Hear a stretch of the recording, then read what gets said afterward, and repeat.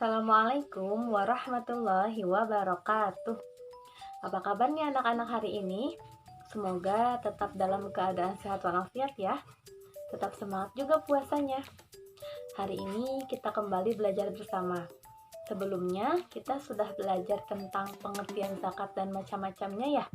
Nah, hari ini kita akan melanjutkan materinya ya. Pertama, kita akan belajar tentang syarat-syarat wajib zakat. Apakah itu? Ya, syarat-syarat wajib zakat adalah syarat-syarat yang harus dipenuhi oleh seseorang yang akan berzakat. Ada berapa macam? Ada 3 macam. Yang pertama adalah orang Islam. Artinya, ketika seseorang bukan beragama Islam, maka dia tidak dikenakan kewajiban untuk berzakat. Yang kedua yaitu orang yang memiliki kelebihan makanan. Artinya, dia adalah orang yang memiliki penghasilan yang cukup untuk memenuhi kebutuhan hidupnya. Nah, bagi anak-anak nih yang belum berpenghasilan, maka kewajiban berzakatnya ditanggung oleh kedua orang tua.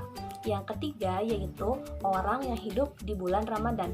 Artinya, ketika seseorang telah meninggal dunia, maka dia tidak dikenakan kewajiban untuk berzakat. Kita akan belajar tentang waktu-waktu dalam mengeluarkan zakat fitrah. Ada berapa waktu? Ya, ada 4 waktu.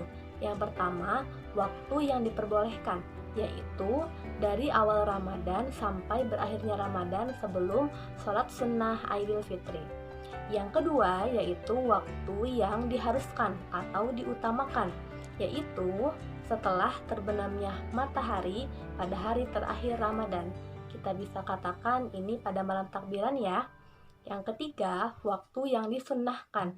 Ini tingkatannya di bawah yang tadi ya, yaitu pada saat selesai sholat subuh pada hari raya sebelum berangkat sholat sunnah Idul Fitri. Yang terakhir, yang keempat, yaitu waktu yang tidak diperbolehkan, yaitu waktu setelah sholat sunnah Idul Fitri. Kalau kita berzakat setelah sholat sunnah Idul Fitri, maka tidak dikatakan sebagai zakat, tapi dikatakan sebagai sedekah. Jadi tidak diperbolehkan untuk berzakat. Kita akan belajar tentang orang-orang yang berhak menerima zakat, disebut juga mustahik zakat. Ada 8 golongan orang yang berhak menerima zakat.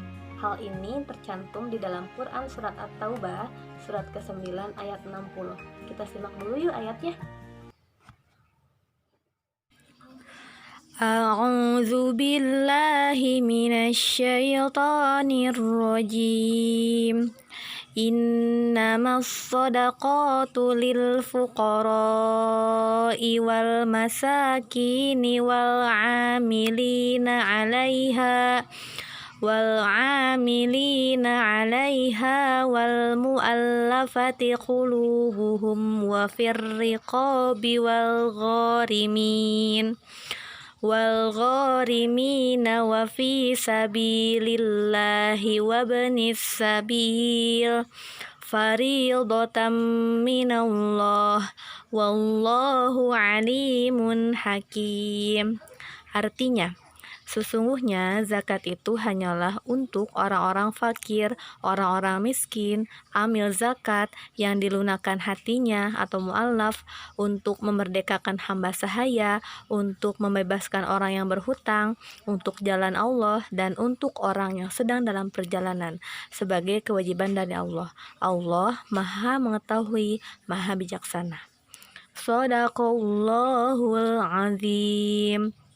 Maha benar Allah yang Maha Agung. Itu dia ayatnya. Seperti yang dikatakan ayat, ada 8 golongan orang yang berhak menerima zakat. Yang pertama, fakir. Dia adalah orang yang tidak memiliki harta dan tidak mampu untuk bekerja. Ini adalah orang-orang yang tidak cukup punya tenaga, tidak cukup punya penghasilan untuk memenuhi kebutuhan hidup sehingga perlu untuk diberikan zakat. Yang kedua, miskin, yaitu orang yang tidak memiliki harta namun masih dapat berusaha untuk memenuhi kebutuhan hidup meskipun masih kurang dalam memenuhi kebutuhan pokoknya.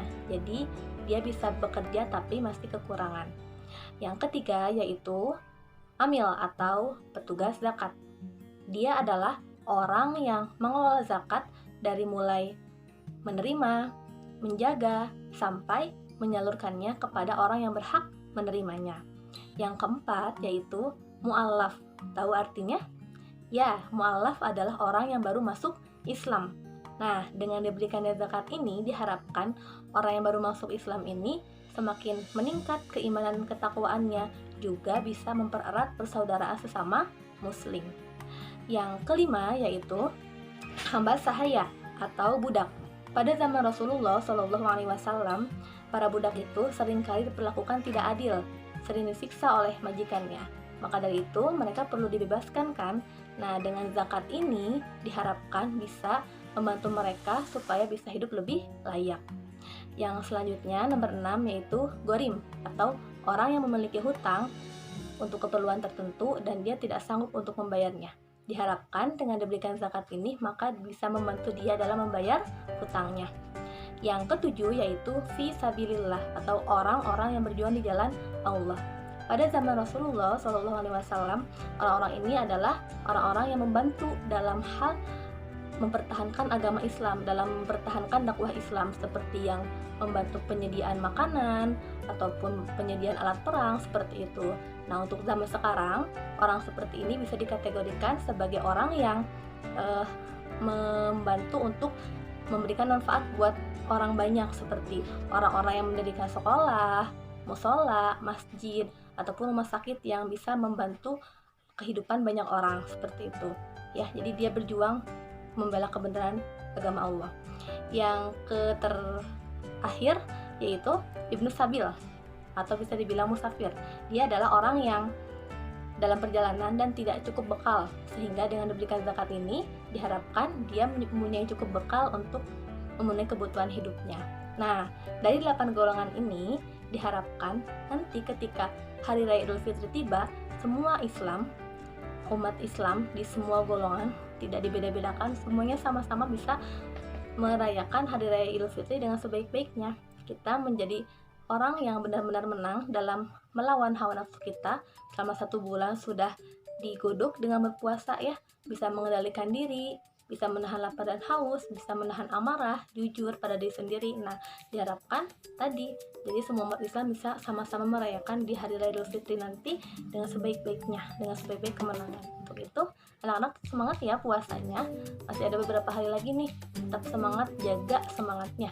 Supaya nanti ketika tetap semangat, di akhir nih, di finish, babak finish, kita termasuk orang-orang yang beruntung karena kita bisa menjalankan puasa tantangan ini dengan sebaik-baiknya, dan kita bisa jadikan sebagai golongan orang yang menang karena kita mampu untuk melewati tantangan itu. Seperti itu ya. Jadi tetap semangat ya. Itu yang bisa saya sampaikan. Terima kasih. Wassalamualaikum warahmatullahi wabarakatuh.